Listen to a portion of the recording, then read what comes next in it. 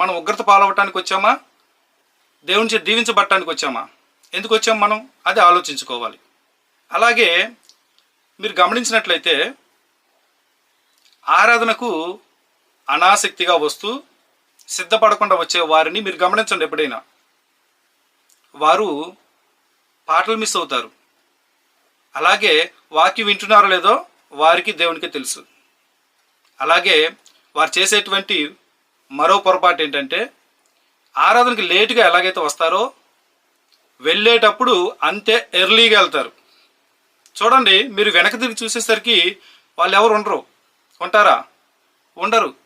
ఆరాధన సమయాన్ని దొంగిలించేవారు ఆరాధన అయిపోయిన తర్వాత సహోదరుని పలకరించి అందరి యొక్క కష్ట సుఖాలు తెలుసుకొని అందరికి వందనాలు చెప్పి వెళ్తారా? మొదట్లోనే లేనిది చివరిలో ఉంటుందా మంచి అలవాటు? ఉండదు కదా. కాబట్టి